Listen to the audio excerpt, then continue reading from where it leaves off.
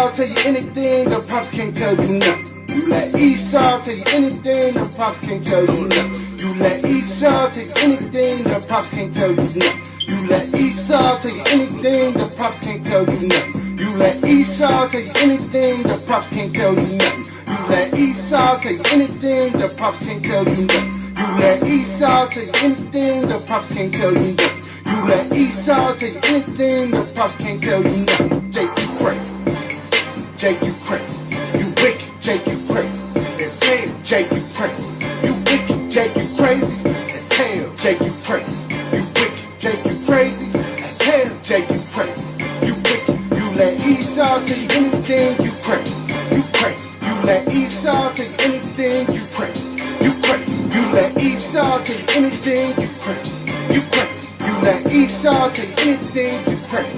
You crazy. You let Esau tell you anything, the pops can't tell you nothing. Tried to tell you who you are, you ain't listening for nothing. Tried to tell you to repent, but you hard-headed and stubborn. But as soon as that heat come, you the first one to start running. Jake, you crazy. Please stop the nonsense, the way that you living has always been orchestrated. You beg for equality, knowing damn well that these nations is haters. What? You need to read up on your history, see how great our God made us. And come back to God's law statute so we can take back our nation. You not ruling with all of this foolishness. Can't be kings without learning discipline. He's just looking at us with astonishment. Like, come and look at what these niggas did. But you don't see how it really is. Run around like you a Sodus kid. Got a PhD in crime and can't read a lick. It's all by design and you doing everything you been told. Not realizing you watching oppression unfold in the world's code. It's so old. Your simple ways can go back to the Noah days. Keep doing what you doing. And the same thing, you're not getting saved. You let Esau tell you anything, the pops can't tell you nothing. You let Esau tell you anything, the pops can't tell you nothing. You let Esau tell you anything, the pops can't tell you nothing. You let Esau tell you anything, the pops can't tell you nothing. You let Esau tell you anything, the pops can't tell you nothing. You let Esau tell you anything, the pops can't tell you nothing. You let Esau tell you anything, the pops can't tell you nothing. You let Esau take anything, the pops can't tell you nothing. Jake, you crazy. Jake, you crazy. You wicked. Jake, you crazy. It's hell. Jake, you crazy. You wicked. Jake, you crazy. It's hell. Jake, you crazy. You wicked. Jake, you crazy. It's hell. Jake, you crazy. You wicked. You let Esau tell you anything, you crazy. You crazy. You let Esau tell you anything, you crazy. You crazy. You let Esau tell you anything, you crazy. You crazy. You let Esau tell you anything, you crazy. You crazy. You crazy as hell, listen to the people that put your ass in slavery. But you out here screaming, Lord, they just killed my baby. You don't know why to show enemy, but you still trust him, you crazy? Janet got you messed up, talk about what you done for me lately. But he give me Section 8, WIC, and food stamps. Doing everything for me that you can. You dumb as hell, Sir Rock 12, and I'ma blast you with these scripts. But you hypnotized with them church bells, and it's time to wake up and listen. I'm out here cause I love you, and I just want you to believe.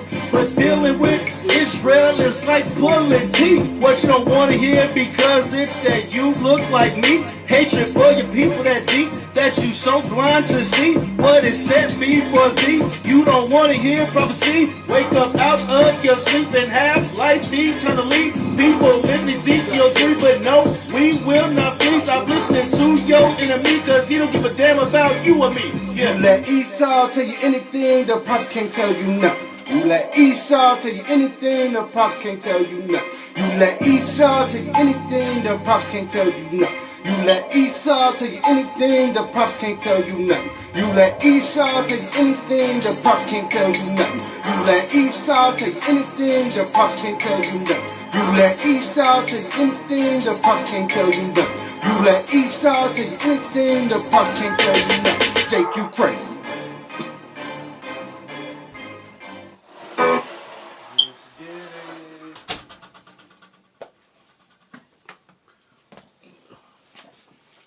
Shalom, Kahala, Yahweh, Bahashem, Hamashiach, Yahweh Shai, Barakatha. All praise, glory, and honor to the Most High Yahweh in the name of His Son Yahweh Shai. And greetings to the 12 tribes of Israel who are scattered to the four corners of the earth. Shalom. My name is Brother Yakanan, and this is Brother Matazayok. And today's lesson is Devout Reasoning. And what we're going to do is go through the precepts today. We're going to go through a little bit in the Old Testament. We're going to go through a little bit in the Apocrypha. We're going to go a little bit through the New Testament. And today we'll be reading from the Oxford Annotated Apocrypha, which has 4th Maccabees in it. And we will be showing you through the power and the spirit of the Most High what it means to have devout reasoning. As always, I'd like to start off with the book of Isaiah, chapter 28, verse 10.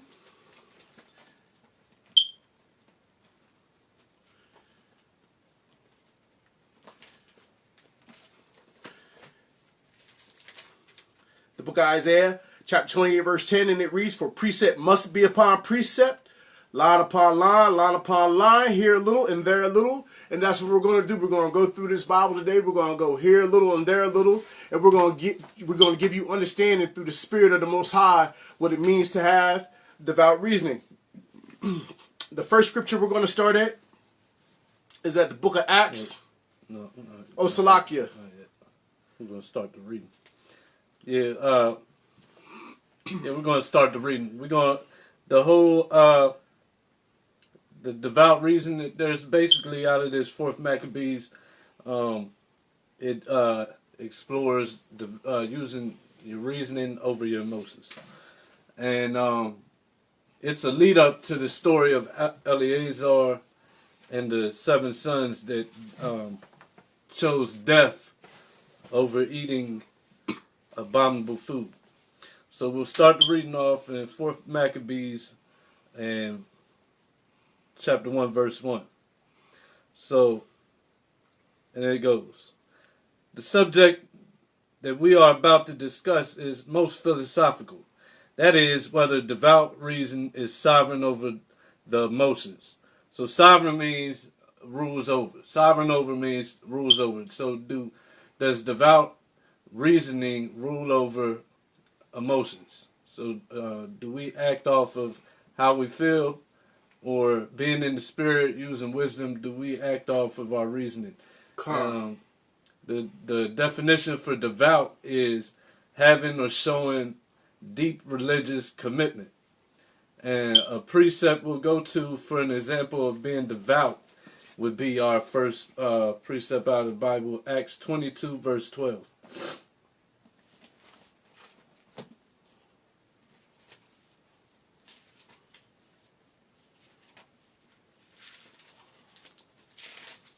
The book of Acts, chapter 22, and verse 12.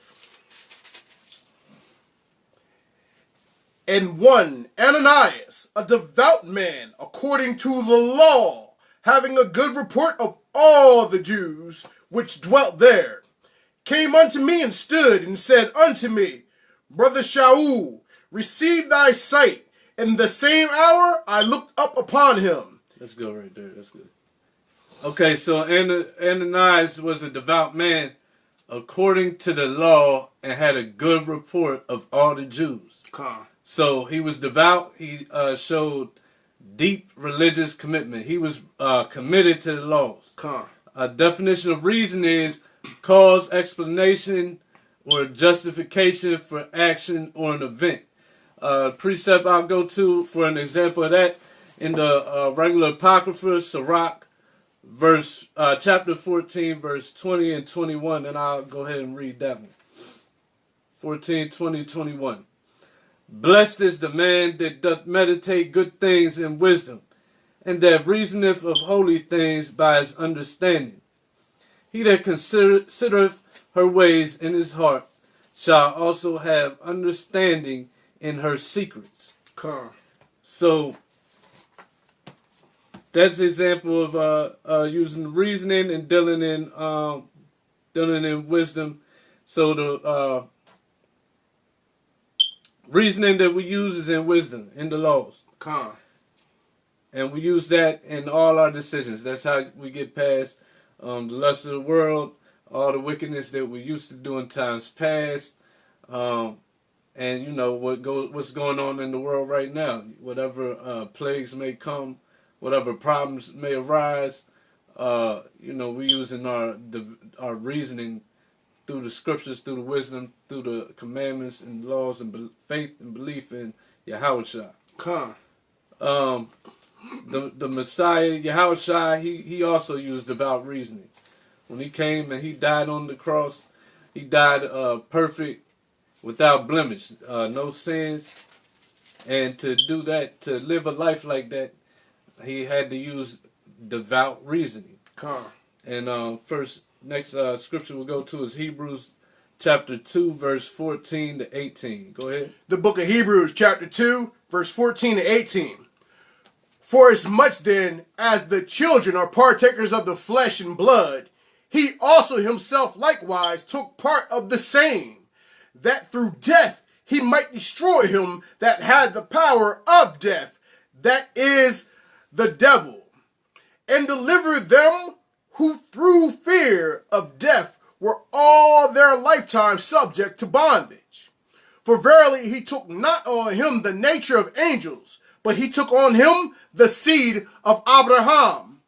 Wherefore, in all things it behooved him to be made like unto his brethren, that he might be a merciful and faithful high priest in the things pertaining to Yahweh, to make reconciliation for the sins of the people. For in that he himself hath suffered being tempted, he is able to succor them that are tempted. Okay, so you heard that. So Yahushua, he came with the objective to defeat the devil, to defeat the power that the devil has, to defeat sin, to defeat death. He came as a regular man, just like me or you. And through that, he suffered all the same temptations that we suffer. He suffered all of those. So he came with the goal at hand, came with the commandment from the Father, and he came to do the commandment as a man, just like me or you, in the flesh, suffering the same temptations. Salakia. And he was made to overcome the flesh. So when you are to be Christ-like, you are supposed to be overcoming your flesh by living by these laws, statutes, and commandments that have been put forth, so that you will prosper in your soul. And so yeah, by coming here in the flesh, suffered the same temptations. And how do we know that he suffered the same temptations? If he was came here as a God, as a angelic human being, he would been able to just come, go up on the cross and not feel nothing. But let's go see the proof that he came and suffered temptation. This was a temptation, having to face this thing. And go to Matthew 26, verse 36 to 42.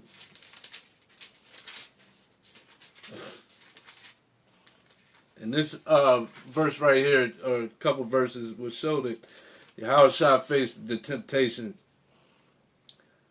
The book of Matthew, chapter 26, verse 36. Then cometh Yahushua with them unto a place called Gethsemane, and saith unto the disciples, Set ye here, while I go and pray yonder.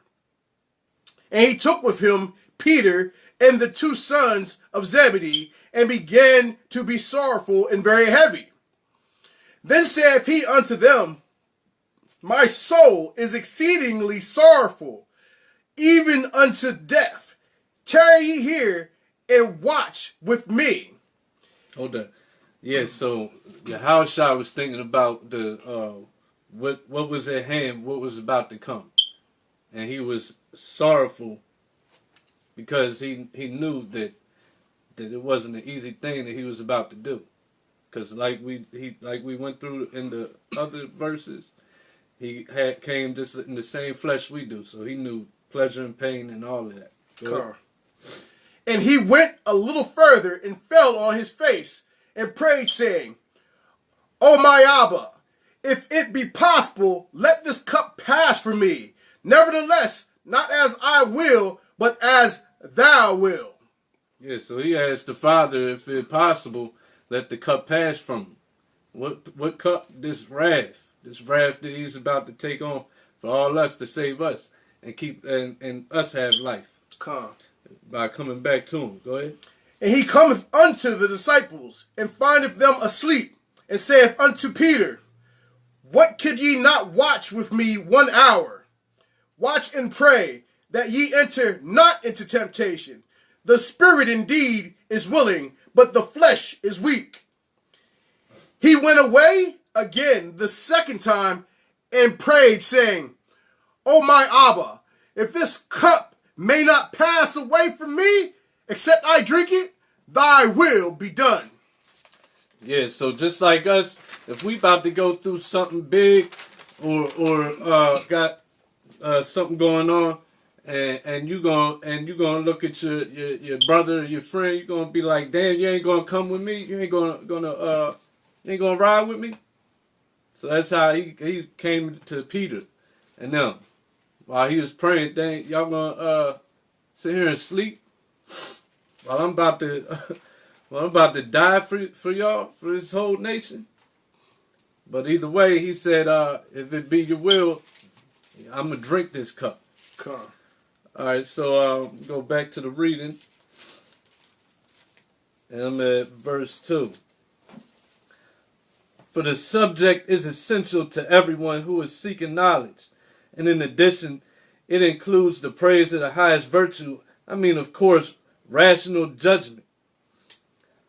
If then it is evident that reason rules over these emotions that hinder self-control, namely gluttony and lust, it is also clear that it masters the emotions that hinder one from justice, such as malice, and those that stand in the way of courage, namely anger, fear, and pain. Some might perhaps ask, if reason rules emotions, why is it not sovereign over forgetfulness and ignorance? Real quick, the definition for gluttony is habitual greed or excess in eating. So reason gets you over that. Because if you don't use reason and you just go off your hunger, when we taste something good, we'll keep going back at it. And then next thing you know, you weigh about 250, and then a couple months later, you at 300, and next thing you know, you looking at old Facebook pictures, how I used to be. Lust, very strong sexual desire, or a very strong desire for anything, more than the natural desire. That's the definition of lust. And by using reasoning, we get over things like that, past the lust, things that our flesh might want, but we know that we don't need that, or we shouldn't have it. You use reasoning to get past that. Malice, the intentional desire to do evil, ill will and spite. When somebody disrespect you, you want to bash their face in. What do? You use reasoning. You're living a different life. You're not living that old life. You're not acting off emotion. If you say something dumb, I'm not going to shut your mouth for you. You know, gonna let it ride. Cause we moving in the spirit. Under Yahushua, and we gonna walk in His ways. Now, that don't mean being a pushover, but we moving differently now.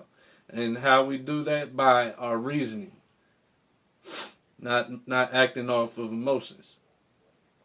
Other examples of the devout reason is I'm gonna hold that. Let me read verse 6. Salakia.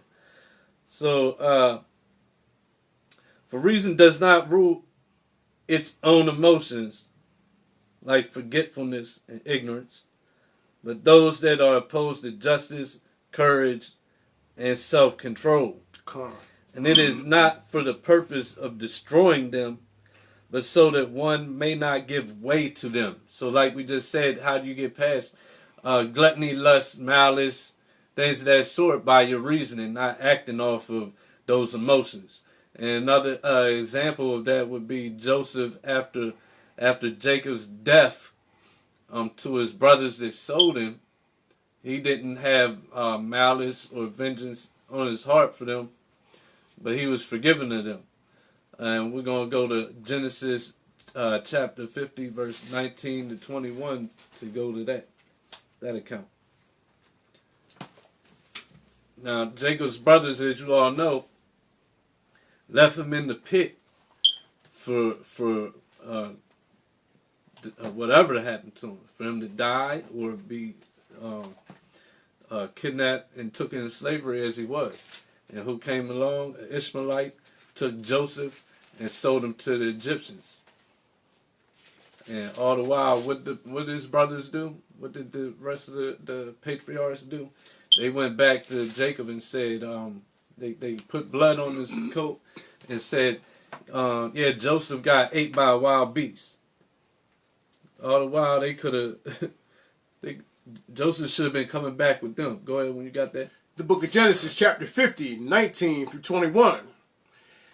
And Yahweh said unto them, Fear not, for am I in the place of Yahweh? But as for you, ye thought evil against me, but Yahweh meant it unto good, to bring to pass as it is this day, to save much people alive. Hold that real quick. So as we see right there, what's on Joseph's mind is Yahweh and doing his will. So he said off top that he ain't mad. He noticed the work of Yahweh, the Most High. Go ahead. Come. Now therefore fear ye not, I will nourish you and your little ones. And he comforted them and spake kindly unto them. That's it? Yeah. Oh, okay. Yeah, so that's that right there. He had no ill will towards his brothers for letting him go into captivity all that time.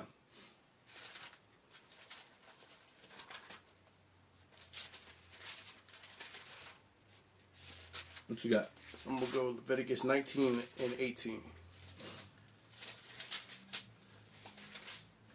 Leviticus 19, verse 18. Thou shalt not avenge nor bear any grudge against the children of thy people, but thou shalt love thy neighbor as thyself. I am thy Elohim. And Joseph was keeping this law right here, using the devout reasoning of the law by not rendering evil for evil towards his brothers, by holding any grudge against them for the act that they had committed. He used it as the will of God to nourish a nation of people and his brethren so that the children of Israel would prosper in the future. And the Most High used him to bless his brothers by him not holding a grudge against them. By devout reasoning.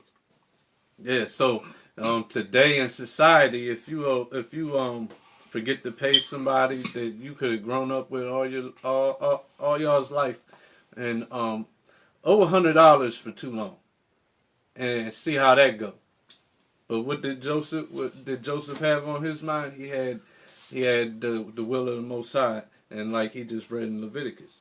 We also got our forefather Samson, after losing everything and going into captivity with the Philistines, having his eyes put out, all his strength taken, his power taken.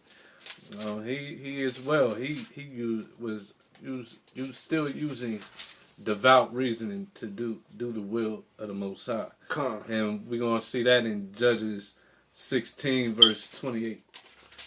The book of Judges, chapter 16, verse 28. And Samson called unto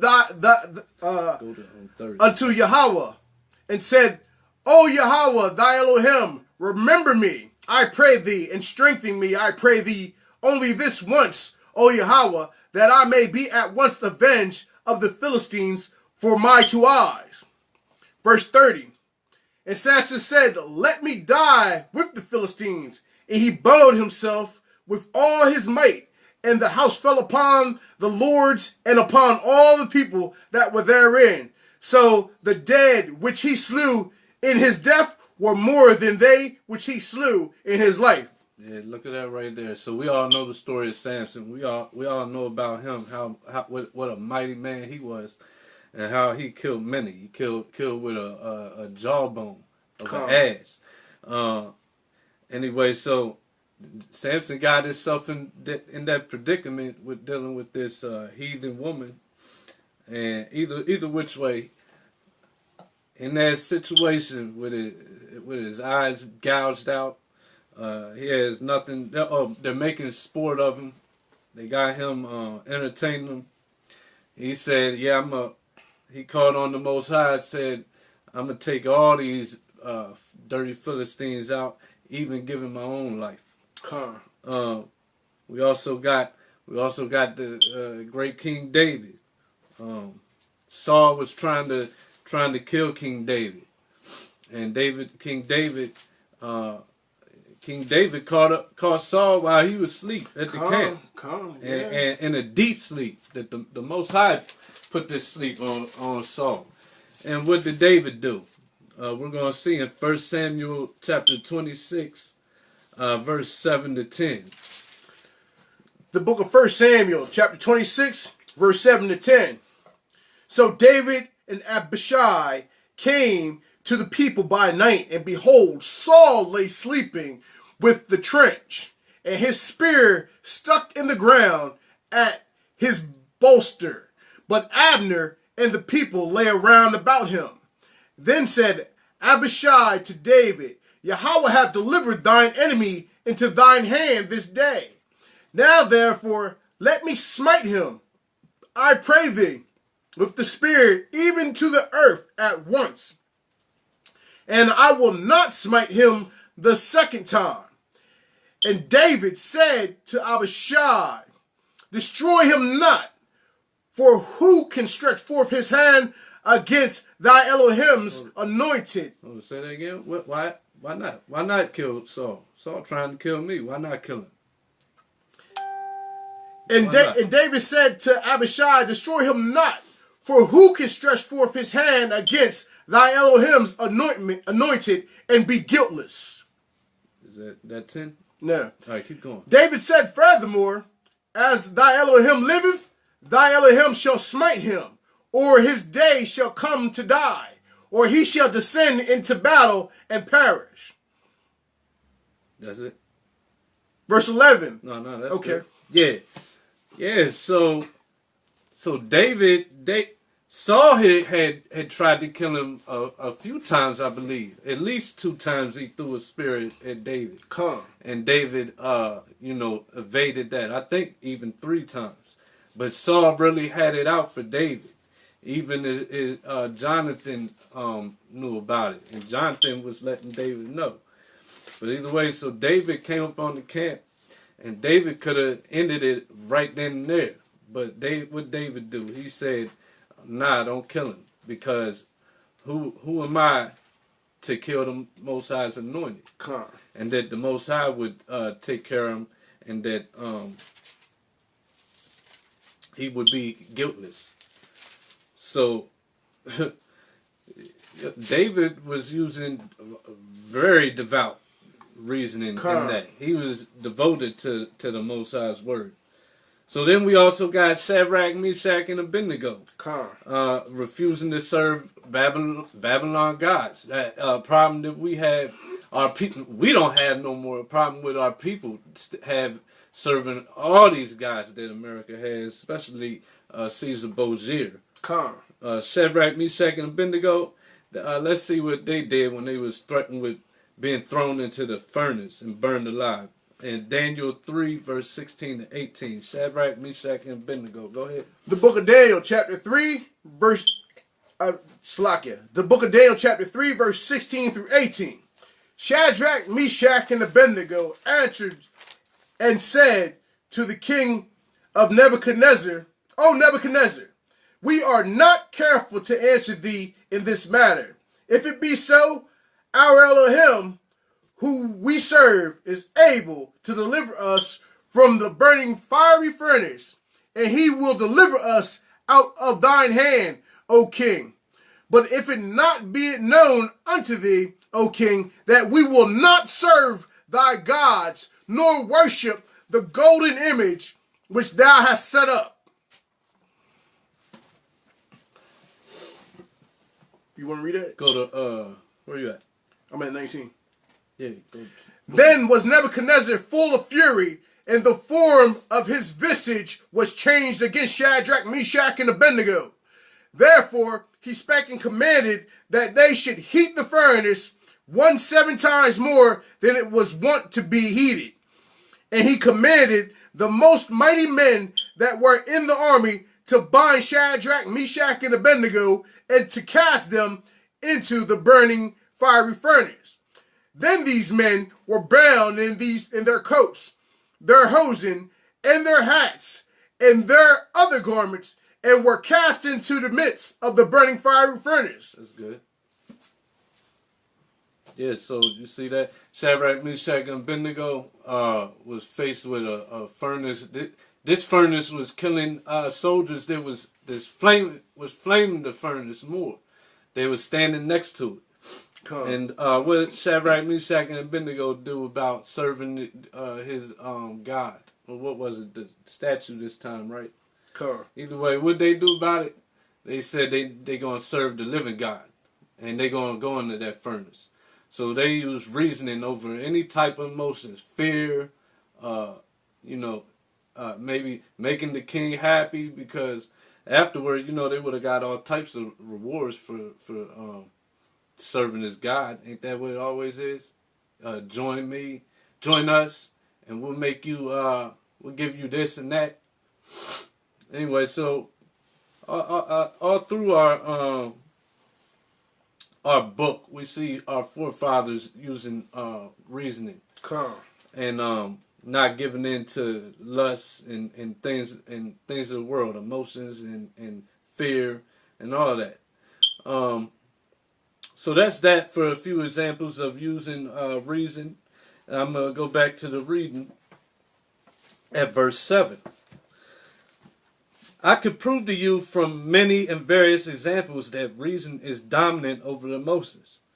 But I can demonstrate it best from the noble bravery of those who died for the sake of virtue. Eleazar and the 7 brothers and their mother. All of these, by despising sufferings that bring death, demonstrated that reason controls the emotions. On this anniversary, it is fitting for me to praise for their virtues those who, with their mother, died for the sake of nobility and goodness. But I would also call them blessed for the honor in which they are held. So it's an honor to die for the laws that we've been given. That's right. It's an honor to suffer for the Most High. That's right. And we are, and in our faith, we know that it's a fact that we will be rewarded for it. Let me continue. All people, even their torturers, marveled at their courage and endurance. And they became the cause of the downfall of tyranny over their nation. By their endurance, they conquered the tyrant, and thus their native land was purified through them. I shall shortly have an opportunity to speak of this, but as my custom is, I shall begin by stating my main principle, and then I shall turn to their story, giving glory to the all-wise God.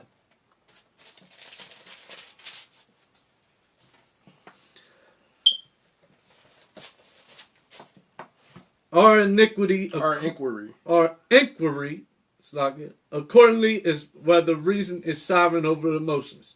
We shall decide just what reason is and what emotion is, how many kinds of emotions there are, and whether reason rules over these. Now, reason is the mind that with sound logic prefers the life of wisdom. Wisdom, next, is the knowledge of divine and human matters and the causes of these. And precept for that is, give me Sirach 19 and 20.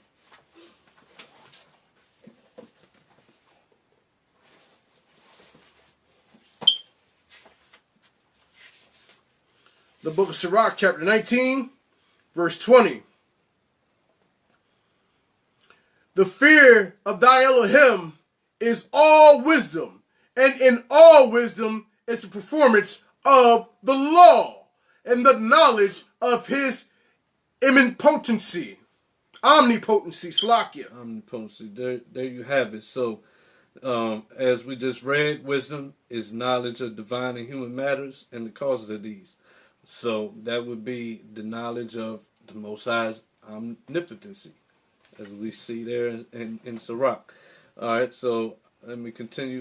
Grab that. This, in turn, is education in the law, by which we learn divine matters reverently and human affairs to our advantage. Now the kinds of wisdom are rational judgment, justice, courage, and self-control.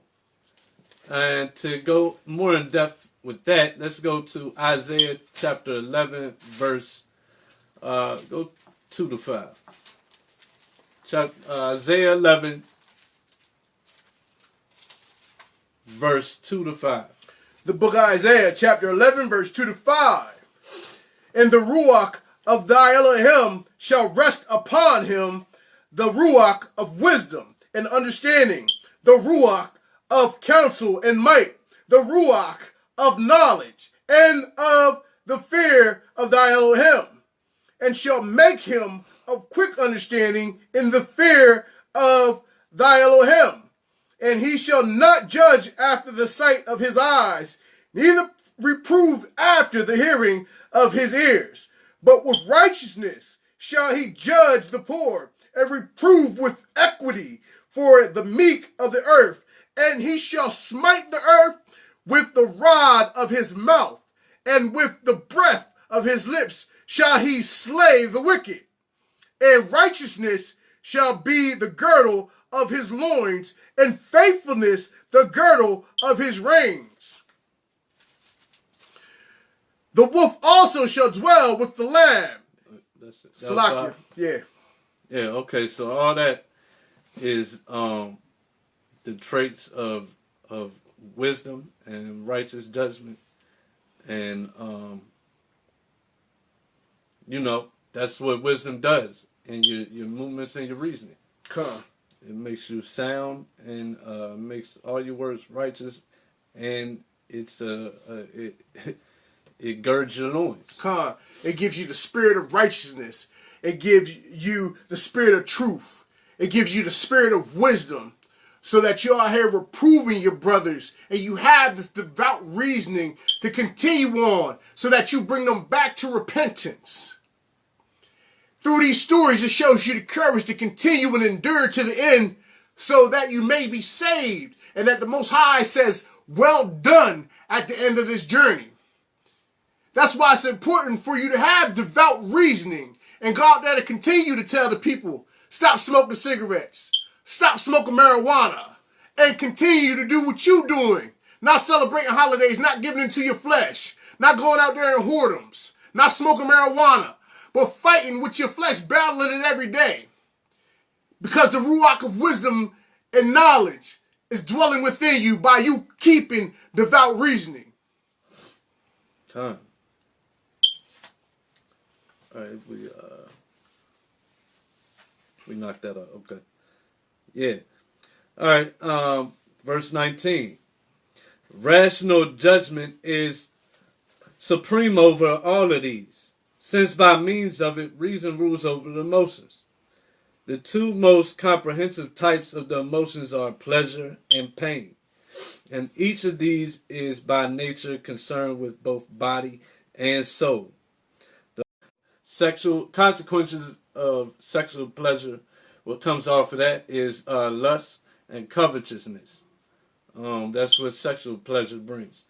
Consequences of power is gives you an ego. Power gives you an ego. Power puffs you up, and power gives you pride. Consequences of the pleasure and possessions. You get lust from that as well. Covetousness. Lust and covetousness always go together. That possessions, that puffs people up too. People get prideful off of their possessions. What kind of car they have, what kind of clothes they have, how much money they have in the bank, car, clothes, their house, you know, and people get prideful off of that. They come. Definitely with females in the world get prideful off of that. It's always a competition, but the same with men though. It's always with that, always trying to outdo each other. Gotta have the better car, better clothes, more Jordans, whatever. The most hoes. Yeah, the most hoes. When you gotta count the hoes. How many hoes I got? I got as many hoes as I got toes. Yeah, so the pleasure has consequences when dealing with, you know, when you act off them, when they become how you move. Consequences of pain, you know, fear and sorrow, and it diverts your judgment. Fear and sorrow, you scared of something. You might not do what you know you're supposed to do because you're fearful. You get a fearful heart. Salakia, just like the brother was saying, even off of your lust. King Solomon was the wisest man in the scriptures, but also the most stupidest man in the scriptures because he allowed his lust for strange women to drive him to serve other gods, and he already knew that his God was God Almighty. He already knew Yahweh was God Almighty. The Most High had endowed him to be the most wisest man that ever lived. And he allowed these other women to take him off and lead him astray through their practices. And he already knew the law, statutes, and commandments was the righteous path to take. Yep. It ain't none of us better or more wiser than King Solomon, so you should take heed to that saying. He got caught up in the sauce. All right, yeah, verse 22. All right. Thus desire precedes pleasure and delight follows it. Fear precedes pain and sorrow comes after. Anger, as a person will see by reflecting on this experience, is an emotion embracing pleasure and pain. In pleasure there exists even a malevolent tendency, which is the most complex of all the emotions. And malevolent, definition of malevolent is having or showing a wish to do evil to others. So that's what malevolent means. So in pleasure, there exists even a malevolent tendency. So a wish to do evil to others. And yeah, a lot of people have pleasure off of doing evil to others. That's a fact. So it says it's the most complex of all emotions, which, you know, yeah, that's definitely believable. It's like people like they got the crab in the barrel complex. You got to see a brother down, yeah. Or you got to be pulling them down to feel some type of way, which that's off. You should be wanting to see your brothers up. You should be wanting to see your sisters up. You shouldn't want to see any of your people down. That's what this walk is all about. This is all about uplifting your brothers. This is all about uplifting the nation. This is all about exhorting each other, provoking each other to good works and righteous acts. It's not will we all make it. It's will I make it first. It's not will we all make it. It's will I make it first. And we should be trying to make it together because we're going to reign and rule together. So even though if he get across the line and he make it, he going to lend me his arm and pull me. But no, I don't want that. I want to be the one to go first. I can't see the next man getting what I want. Everything is a competition and it's a race. And it's really sad. But that's where we at as a people. And through the grace of the Most High, some of us is coming back and waking up and living by a whole new man, whole new moral code, and we ain't about ourselves no more. We about our people, and we about doing the Most High's will. So we use reasoning. You good? You was done that point? Yeah. All right. So I'm continue on. In the soul it is boastfulness, covetousness, thirst for honor, rivalry, and malice, all of which we was just speaking of, in the body, indiscriminate eating, gluttony, and solitary gormandizing, indiscriminate eating. So we all know that our people love to eat whatever they've grown up with, and it's good. I love shrimp. I love mussels, clams, whatever it is, lobster, crab, pork chops. I like it. I'm going to eat it. Indiscriminate. Chitlins. Gluttony and solitary gormandizing. Gluttony is being greedy with food. Gluttony is you've seen them. You gotta keep going back for seconds, thirds, and always got something in their mouth, and and they're big as a house. Kind of like, man, we was watching a show called Family by the Ton. Yeah. And these people bought 10 boxes of pizza.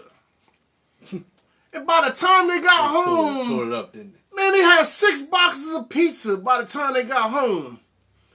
And then when they got home, they ate more pizza and spaghetti on top of that. Come on, man, we're not thinking. We're not thinking with devout reasoning. We're not thinking about these laws. We're not thinking about what we're doing to ourselves. We're not thinking about we're gonna have heart diseases and stuff when we eating this pork and stuff.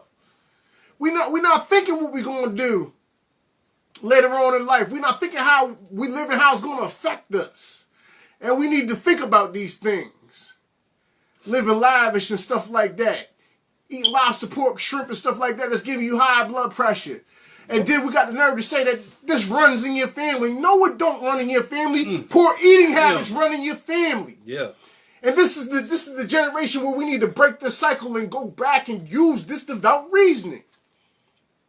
Yep. And solitary gormandizing. Gormandizing is that's basically the same thing as gluttony, except for it's with like delicacies. So that could be your shrimp, crab, lobster, but other foods too that's lawful, but it's like Gormandizing like means to eat food, especially to excess. So this means you excess. Hold on, let me get the Webster's definition of it. Gormandizing, to eat gluttonously and ravenously. So you eating it like you not only eating it, but you eating it like you a dog.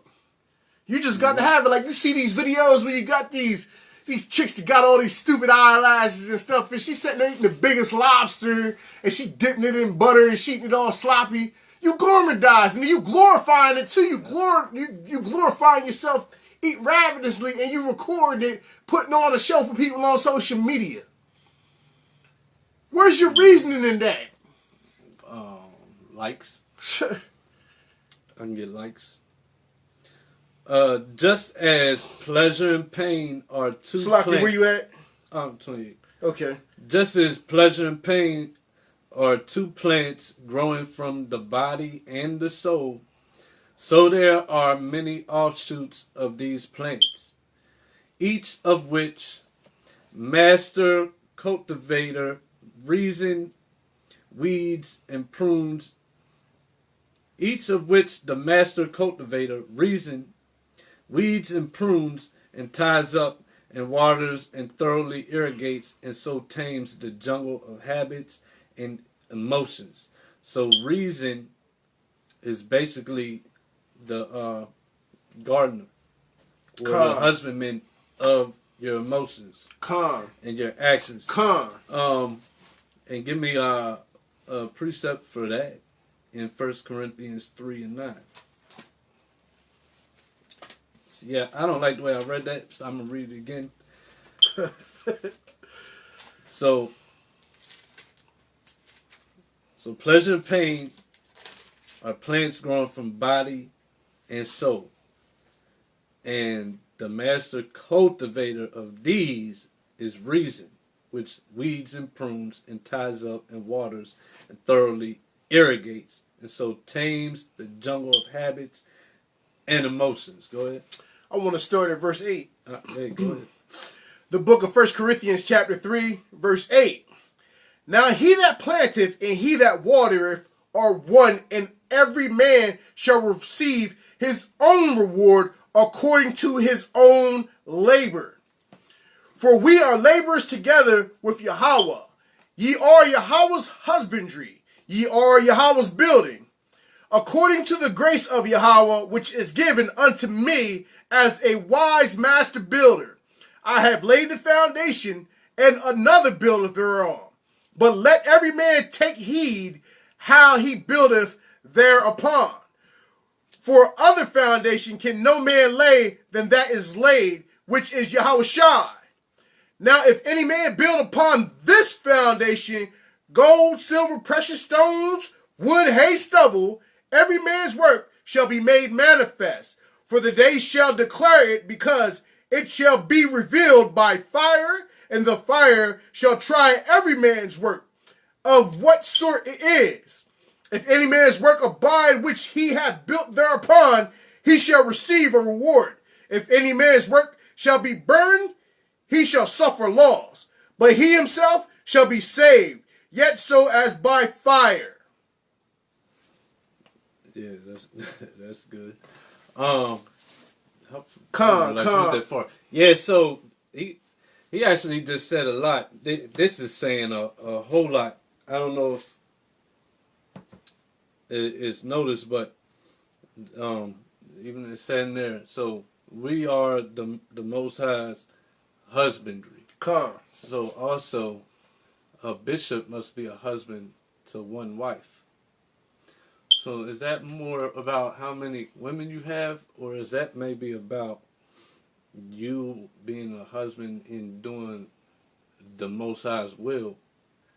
And doing what? Reasoning through these scriptures. Right. And controlling the pleasure and pain, controlling your emotions. And, I mean, because that's really what it all is. You either are, your decisions day by day, whether you're doing it as the Most High says, or as the world says, or as you says, it really comes down to, are you moving off of pleasures or pains, and emotions come with that, or is you moving off of what is said, what's commanded of you, which would be your reason to not follow pleasure, not follow pain, not follow fears, not follow joy. Your joy is in following what the Most High says, and that's why you do what you do, which is your reason. Salakia, it's also whether or not you're out here planting seeds. And you know, you got to be planting seeds. Some of them is going to be cast on stony ground. Some of them is going to be cast in good soil. And some of them is just going to be washed away. But you got to be planting seeds and letting the Most High give the increase, because it says, now he that planteth and he that watereth are one, and every man shall receive his own reward according to his own labor. It's also like the parable of the coins, to do with the coins. Yeah, you're talking about everybody got so much money, right? Yeah. Yeah, and then the one didn't do, he hid his money away. Yes, I believe it's in Luke 7. I think it's I'm in paraphrasing Matthew too. But yeah, it's you talking about the money. Yeah. And all the servants got money, and they all took the money, and they basically, let's use world terms, they got a package and they flipped it, and then the one got a package, and you know what he did? He sat on it. He just sat on it. He said, well, I sat on it because if I knew if I had went out and it got took, or I lost it, or you know, you'd be messed. I just kept it, and I'm giving it back to you. And Yahushua said, well, we're taking that, and we're going to distribute that, and then we're also taking what you had before, so to speak, or something. And the Most High, if you ain't out here planting the seeds right now in this trying time, if you ain't in the vineyard, if you ain't putting your hand to the plow right now, he gonna take your coins from you. He gonna give your coin to another man. You got to be out here laboring day and night. We are to be doers of this word, not just to be hearers. You're supposed to be using your... At the minimum, you should be setting an example. Because that's you teach by also the example. You teach by telling, and you teach by doing what people see. Because I forget what scripture it is, but it's also one that says he that teaches or doesn't teach a least commandment by doing so. It's Matthew 5 and 18. Matthew 5 and 18.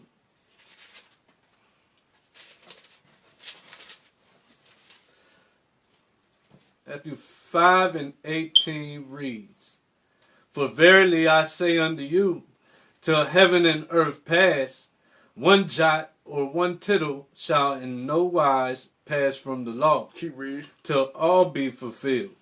Whosoever therefore shall break one of these least commandments and shall teach men so, he shall be called the least in the kingdom of heaven."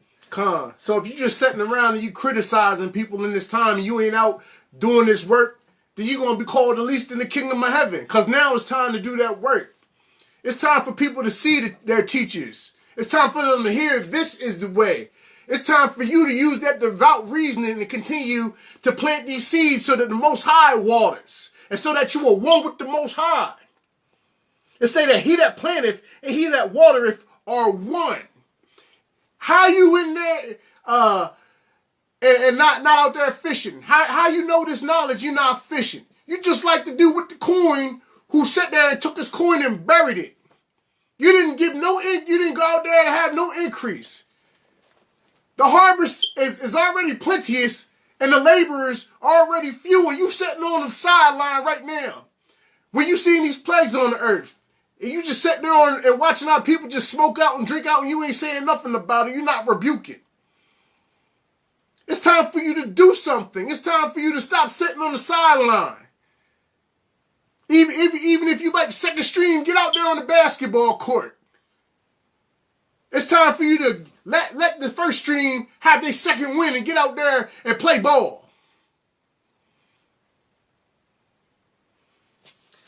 But whosoever shall do and teach them. Do what? Do and teach them. No, just sit there and listen to each other prophesy. Whoever shall do and teach them. No, just talk about that precept that you got to bring out and not do nothing. Do and teach them. Okay. The same shall be called great in the kingdom of heaven. So what we got to do, at the least, be doing what is told. Let me go on here with verse 30. For reason is the guide of the virtues, but over the emotions it is sovereign. Virtues are behaviors showing high moral standards. So that's virtues. And sovereign is a supreme ruler. So let me read that again. Reason is the guide of the virtues. So reason is the guide of the behaviors that are showing high moral standards. And over emotions, it is sovereign. So a supreme ruler over emotions. Observe now, first of all, that rational judgment is sovereign over the emotions. By virtue of the restraining power of self-control. Self-control, then, is dominance over the desires. Paul wrote something on self-control in 1 Corinthians chapter 9, verse 27. 1 Corinthians chapter 9, verse 27. But I keep under my body and bring it into subjection, lest that by any means, when I have preached to others, I myself should be a castaway. Yeah, so Paul said through self-control, he brings his body into subjection. He defeats lust, pleasures, and pain, and sets an example, unless he should be a castaway. Because what Paul do? Paul went around teaching Yahushua. You can't teach Yahushua if you're not following Yahushua. So if he didn't put away the lust of the flesh, and just as Yahushua did, he would be a hypocrite. He would be going around teaching Yahushua not to do this, not to do that, and to follow the commandments. But he's doing the opposite. He got a bunch of harlots on the side when he comes to town. He got a train of harlots. That would make him a hypocrite. So Paul used self-control and reason. Yeah. All right. So I'll keep reading from 32. Some desires are mental. Others are physical. And reason obviously rules over both. Otherwise, how is it that when we are attracted to forbidden foods, pork, shrimp, crab, lobster, we abstain from the pleasure to be had from them? Is it not because reason is able to rule over appetites? Should be able to. I, for one, think so. Salakia. Yep. Your reason should be able to rule over your appetite because maybe this crab and shrimp tastes good, but it's a bottom feeder. This is something that eats fecal matter. This is something that's giving you high blood pressure. This is something that's giving you diseases that you ain't even heard of. It's giving you arthritis and stuff as well. This is somewhere possibly where this so-called coronavirus could dwell. Because they say it come from a bat, but what you don't know is it's been in pigs for years, since 2013. And then on top of that, they're raising all this seafood on pig feces. So you eating bottom feeder that's eating bottom feeder poop. And you tell them you can't abstain from this because it tastes good? You got to be kidding. This is your reasoning right here. Your reasoning is in Leviticus 11 and Deuteronomy 14 where it tell you not to eat that. That's devout reasoning. He just read for you where it says, to heaven and earth shall pass, not one jot or one tittle shall no wise pass from the law. This is out of Christ's mouth. This should be devout reasoning. And if you're a so-called Christian, then you should be following Christ because your title is follower of Christ. It don't even get you high or nothing. I don't understand it. You don't even get nothing. You don't even get like a mellow, nothing I mean, at all. You eating pork, right? When I even smell pork at this day and age, I haven't ate it in so long, it give me a headache when I smell pork. But y'all still eating chitlins, though. You really still eating chitlins. I got a headache talking about it. Real. Trifling, man. Trifling. 33. All right, 33. Otherwise, nah. Yeah, go ahead. No. We over it on. All right, I got it. 34. Therefore, when we crave seafood and fowl and animals and all sorts of foods that are forbidden to us by the law. No, Christ made it clean. Forbidden to us by the law. He nailed that to the cross. Hell no, forbidden to us by the law. Come on. We abstain because of domination by reason. For the emotions of the appetites are restrained, checked by the temperate mind, and all the impulses of the body are bridled by reason. And why is it amazing that the desires of the mind for the enjoyment of beauty are rendered powerless? Salaki, I didn't mean to cut you, but on 35 it says, for the emotions of the appetites are restrained, checked by the tempered mind, and all the impulses of the body are brittle by reason. This means your mouth should be shut up to even wanting to eat this stuff. This means shut your mouth. Don't even open your mouth to this abominable food. That's devout reason right there. Don't even pick it Don't up. even think about putting it in your mouth. Shut your mouth up. A brittle is like the thing they put in the horse's mouth to make him go left or right. When you see this, you're supposed to be like you got a brittle in your mouth. You're supposed to turn away from it. Go ahead. Chapter 2, verse 1. Yeah. Well, I'll read 1. And why is it amazing that the desires of the mind for the enjoyment of beauty are rendered powerless. It is for this reason, certainly, that the temperate Joseph is praised, because by mental effort he overcame sexual desire. For when he was young and in his prime for intercourse, by his reason he nullified the frenzy of the passions.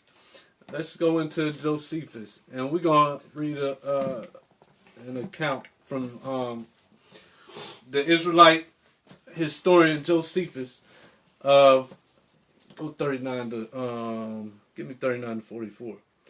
So Josephus wrote about Joseph and his account of when Pharaoh's wife tried to get Joseph in the set. And that's the works of Josephus. The Antiquities of Josephus, the Antiquities of the Jews, Book 2, Chapter 4, concerning the signal chastity of Joseph. Now, Potiphar, an Egyptian who was chief cook to the king Pharaoh, bought Joseph of the merchants who sold him to him. He had him in the greatest honor and taught him the learning that became a free man and gave him Joseph was just like Daniel. Joseph found favor with the who had his charge in captivity. He found favor with this man. Go ahead. He had him in the greatest honor and taught him the learning that became a free man and gave him leave to make use of a diet better than was allotted to slaves. Just like Daniel, Joseph didn't want to eat what all the other slaves had eaten, and found favor, and he didn't have to. Go ahead. He entrusted also the care of his house to him, so he enjoyed these advantages, yet did not he leave that virtue which he had before upon such a change of his condition, but he demonstrated that wisdom was able to govern the uneasy passion of life, Salakia, and such as have it in reality, and do not only put it on for a show under a present state of prosperity. So Joseph, he ain't just putting on for a show. Joseph was about that life. He wasn't just trying to get by. He wasn't no get over. He was showing you the performance of the law, statutes, and commandments. And God was able to use these heathens to give him favor amongst them through wisdom, a prosperity of his wisdom. He was a righteous man. He was actually righteous, not just acting. Go ahead. Stop at 44. 41. For when his master's wife was fallen in love with him, both on account of his beauty of body and his dexterous management of affairs, and suppose that if she should make it known to him, she could easily persuade him to come in and lie with her, and that he would look upon it as a piece of happy fortune that his mistress should entreat him, as regarding the state of slavery he was in. Hold that. Yeah, that sounds just like a woman today. Because first of all, this is Pharaoh's wife, so you know she is bad. You know she's bad. You know she had her hair done better than anybody else. You know she had her eyebrows, all that, whatever they was doing back then. It was on 10. Yep, no new thing under the sun. Yeah, she was on fleek. She was prideful. She was lifted up. She was as far as she's concerned, she was a goddess. In herself, you know what I'm saying, and she felt that she wanted it, and she felt that he's gonna definitely give in to her because I'm me, you know, he's gonna feel like he's got a prize, like he don't deserve this. Just like women today. Go ahead. For when his master's wife was fallen in love with him, both on account of his beauty of body and his dexterous management of affairs, and suppose that if she should make it known to him, she could easily persuade him to come and lie with her, and that he would look upon it as a piece of happy fortune that his mistress should entreat him, as regarding that state of slavery he was in, and not his moral character, which continued after his condition was changed. So she made known her naughty inclinations and spake to him about lying with her. However, he rejected her entreaties, not thinking it agreeable to religion to yield so far to her as to do what would tend to the affront and injury of him that purchased him and had vouchsafed him so great honors. That's 44. He, on the contrary, exhorted her to govern that passion and laid before her the impossibility of her obtaining her desires, which he thought might be conquered if she had no hope of succeeding. And he said that as to himself, he would endure anything, whatever, before he would be persuaded to it. For although it was fit for a slave as he was to do nothing contrary to his mistress, he might well be accused in a case where the contradiction was to such sort of commands only. But his opposition of Joseph, when she did not accept it, made her still more violent in her love to him. And as she was sorely beset with the naughty passion, so she resolved to compass her design by a second attempt. All right, hold that there. All right, so in all this, Joseph was like, nah. Joseph was staying in that spirit and using discipline. I'm gonna go to Wisdom of Solomon, chapter 1, verse 4 and 5, to show the type of spirit Joseph was moving in. Wisdom of Solomon 1, verse 4 and 5. For into a malicious soul wisdom shall not enter, nor dwell in the body that is subject unto sin. For the Holy Spirit of discipline will flee deceit, and remove from thoughts that are without understanding, and will not abide when unrighteousness cometh in. So Joseph wasn't leaving off from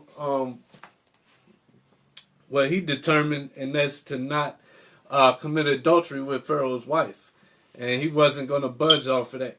And he wasn't going to budge, whether it be in the face of death or any type of punishment that she could conceive in her head. He was going to take that to maintain his righteousness and to remain guiltless. Keep going on 45 to 52, because Pharaoh's wife was lustful, covetous, prideful, straight up whore. Because she was a married woman. Yeah, she was a married woman. Pharaoh. And he trying to sleep with a slave. Yeah, sleep with a slave, because he's he must have had going on. Judah. No, Joseph wasn't Judah, but Joseph. Still Israel. And she had to have it. She was a straight up whore, man. Just like, go ahead. Verse 45. Kim Kardashian of her time. When therefore there was a public festival coming on, in which it was the custom for women to come to public solemnity, she pretended to her husband that she was sick, as contriving an opportunity for solitude and leisure, that she might entreat Joseph again. Which opportunity being obtained, she used more kind words to him than before, and said that it had been good for him to have yielded to her first solicitation, and to have given her no repulse, both because of the reverence he ought to bear to her dignity who solicited him, and because of the vehemence of her passion, by which she was forced, through she were his mistress, to condescend, Salakia, beneath her dignity. But that he may now, by taking more prudent advice, wipe off the imputation of his former folly. For whether it were that he expected the repetition of her solicitations she had now made, and that with greater earnestness than before, for that she had pretended sickness on this very account, and had preferred this conversation before the festival and in solemnity, or whether he opposed her former discourses as not believing she could be in earnest, she now gave him sufficient security by thus repeating her application that she meant not in the least by fraud to impose upon him. What verse is that? That's 37. 47, Salakia. You still want more? Yeah, 52. Okay. And assured him that if he complied with her affections, he might expect the enjoyment of the advantages he already had, and if he were submissive to her, he should have still greater advantages, but that he must look for revenge and hatred from her in case he rejected her desires and preferred the reputation of chastity before his mistress, for that he would gain nothing by such procedure, because she would then become his accuser and will falsely pretend to her husband that he had attempted her chastity, and that Potiphar would hearken to her words rather than to his, lest let his be ever so agreeable to the truth. Verse 50.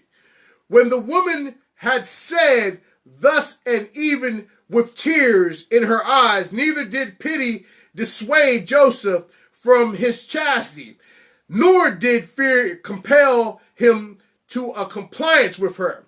But he opposed her solicitation and did not yield to her threatenings, and was afraid to do an ill thing, and chose to undergo the sharpest punishment rather than to enjoy his present advantages by doing what his own conscience knew would justly deserve that he should die for it.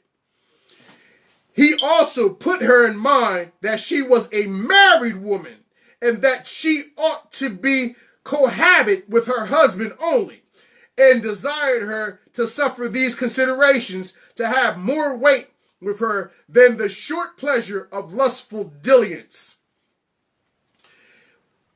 which would bring her to repentance afterwards, would cause trouble to her, and yet would not amend what had been done amiss.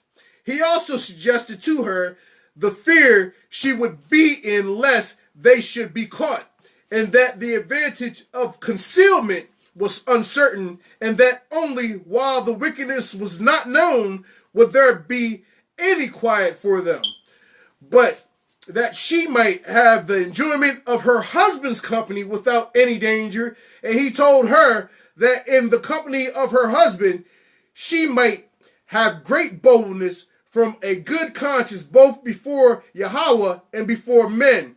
Nay, that she would act better like his mistress and make use of her authority over him better while she persisted in her chastity. Then when they were both ashamed for what wickedness they had been guilty of, and that it is much better to depend on a good life, well acted and known to have been so, than upon the hopes of concealment of evil practices. Yes, through all that, Joseph was maintaining his righteousness. And he even tried to counsel her into making better decisions. And tried to get her off of her lust. But she wasn't having it, and ended up getting Joseph lying and bearing false witness on Joseph. But well, he's trying to. Yeah, well, she did, because he got thrown into the prison, and he was in the prison until his basically Yahweh made an opportunity arise for him to get out of that. So through all that, yeah, he wasn't leaving off from his reasoning. He stayed bold on that. Let me go a little more. So verse 4, back in the 4th Maccabees. Chapter 2. Chapter 2, verse 4. Not only is reason proved to rule over the frenzied urge of sexual desire, as we just read, but also over every desire. Thus the law says, you shall not covet your neighbor's wife or anything that is your neighbor's. In fact, since the law has told us not to covet, I could prove to you all the more that reason is able to control desires. Just so it is with the emotions that hinder one from justice. Otherwise, how could it be that someone who is habitually a solitary gourmandizer, a glutton, or even a drunkard can learn a better way unless reason is clearly Lord of the emotions? Thus, as soon as one adopts a way of life in accordance with the law, repentance, even though a lover of money, one is forced to act contrary to natural ways and to lend without interest to the needy and to cancel the debt when the 7th year arrives. And it's true. When you come into the truth and you start following the ways of the Most High, money isn't what it used to be. You stop coveting money like you did in the past. If one is greedy, one is ruled by the law through reason, so that one neither gleans the harvest nor gathers the last grapes from the vineyard. In all other matters, we can recognize that reason rules the emotions. For the law prevails even over affection for parents, so that virtue is not abandoned for their sakes. It is superior to love for one's wife, so that one rebukes her when she breaks the law. And precept for that, Matthew 10:37.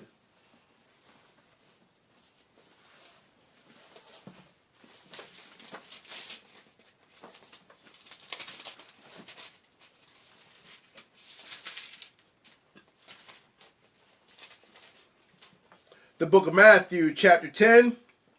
Slaki, I'm not in that. I got it. The book of Matthew, chapter 10, verse 37. He that loveth father or mother more than me is not worthy of me. And he that loveth son or daughter more than me is not worthy of me. And he that taketh not his cross and followeth after me is not worthy of me. He that findeth his life shall lose it, and he that loseth his life for my sake shall find it. That's it? Yep.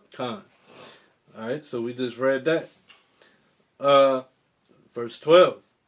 It takes precedence over love for children, so that one punishes them for misdeeds. It is sovereign over the relationship of friends, so that one rebukes friends when they act wickedly. Do not consider it paradoxical when reason, through the law, can prevail even over enmity. The fruit trees of the enemy are not cut down, but one preserves the property of enemies from marauders and helps raise up what has fallen. And enmity is a state of feeling of being actively opposed or hostile to someone or something. We read about it earlier with David and Saul. There's a great example of that. Saul wanted to kill David. David was being pursued by Saul and came across Saul, knocked out, and he could have killed Saul. And what he do? He chose not to kill the Lord's anointed. So that's an example of enmity, and the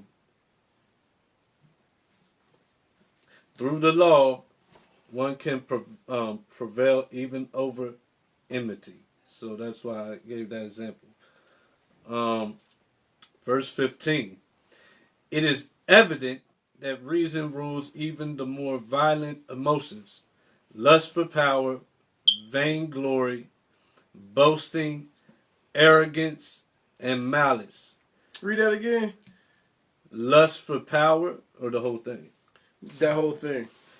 It is evident that reason rules even the more violent emotions, lust for power, vainglory, boasting, arrogance, and malice. So we shouldn't be worried about vain titles or anything like that, lording over the Most High's people or anything. We should be worried about bringing forth fruit and letting it grow. We should be worried about letting our seeds that we planted flourish and allowing the Most High watering. You know, because this is going to bring forth the truth of what's going on with these scriptures. This is going to come forth with devout reasoning when we out here reasoning with our people to get them come back to these law, statutes, and commandments. It's not about you. It's not about me. It's about doing this work in truth and sincerity. And going out here and gathering the harvest with the Most High as the husbandry. Verse 16. For the temperate mind repels all these malicious emotions, just as it repels anger, for it is sovereign over even this. When Moses was angry with Dathan and Abiram, he did nothing against them in anger, but controlled his anger by reason. For as I have said, the temperate mind is able to get the better of the emotions, to correct some and to render others powerless. Why else did Jacob, our most wise father, censure the households of Simeon and Levi for their irrational slaughter of the entire tribe of the Shechemites, saying, Cursed be their anger. For if reason could not control anger, he would not have spoken thus. Now when God fashioned human beings, he planted in them emotions and inclinations. Jeremiah 17:9, please. Emotions.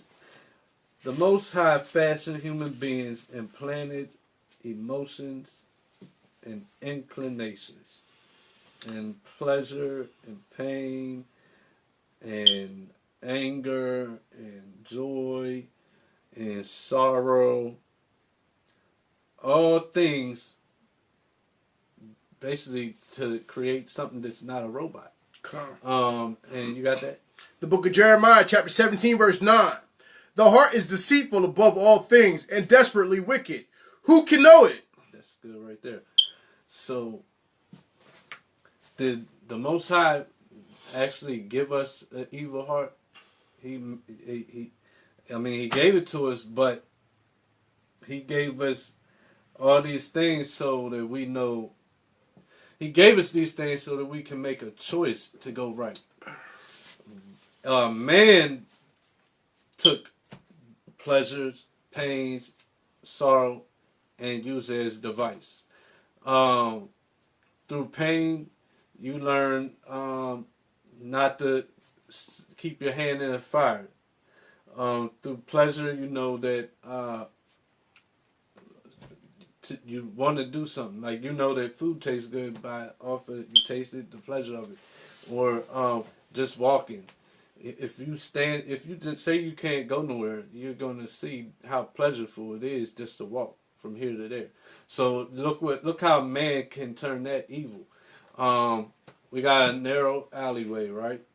I'm trying to get to that side, and somebody's trying to come and get to this side. So instead of using wisdom, I just bash him over the head and walk over him. He's laid out on the ground in the passageway, bleeding, and I'm walking. I just walk over him, and I go to the other side So I've gotten my pleasure off of the knowledge of pain.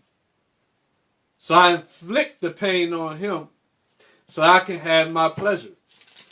So now I've turned this that was made for good, I've turned it into a device for wickedness. See that? That was just a basic example. 22. But at the same time, he enthroned the mind among the senses as a sacred governor over them all. So the mind, there you go with that temptation. Every temptation, he gives you a way out.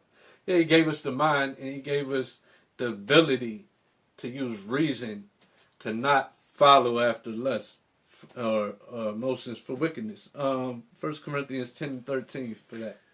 The book of 1 Corinthians chapter 10 verse 13. There have no temptation taking you but such as in common to man. But Yahweh is faithful, who will not suffer you to be tempted above that ye are able, but will with the temptation also make a way to escape, that ye may be able to bear it. See that? Man. So we just read that right here. We basically just read that. But at the same time, he enthroned the mind among the senses as a sacred governor over them all. Verse 23. To the mind he gave the law, and one who lives subject to this will rule a kingdom that is temperate, just, good, and courageous. Let me get Revelation 2:26.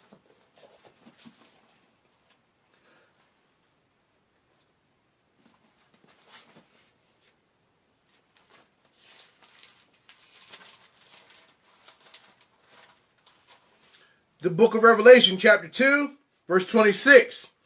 And he that overcometh and keepeth my works unto the end, to him will I give power over the nations. He that overcometh and what? And he that overcometh and keepeth my works unto the end, to him will I give power over the nations. To the mind he gave the law, and one who lives subject to this will rule a kingdom that is temperate, just, good, and courageous, which is not the world that we're in now, which is not the kingdom that's over in Israel right now. Because why? We're not in there. Verse 24. How is it then, one might say, that if reason is master of the emotions, it does not control forgetfulness and ignorance? And we're going to continue that the next time on, because we're out of time. But we got more. This will be another there'll be another part two to this lesson. And we'll try to wrap it up in one lesson. You want to go ahead and wrap it up? First, once again, we want to give all praise, glory, and honor to the Most High Yahweh in the name of His Son Yahweh Shai. You can see our videos right here on Hebrew Media is our voice. Sorry for anybody that's been trying to contact me. Facebook has put me in Facebook jail for rebuking 420, which is something that righteous to do. I mean, I don't feel like I overstepped my boundary when I rebuke 420 and smoking out on Hitler's birthday. But it is what it is. And I decided to take a break from Facebook anyway, so I'm not on social media at the time. And I definitely see a benefit of not being on it right now, so I'm taking a Facebook fast.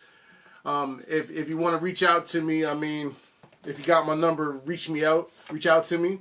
You can also look at our videos on The Rise of the Chosen here on Facebook as well. Any of our old videos and lessons.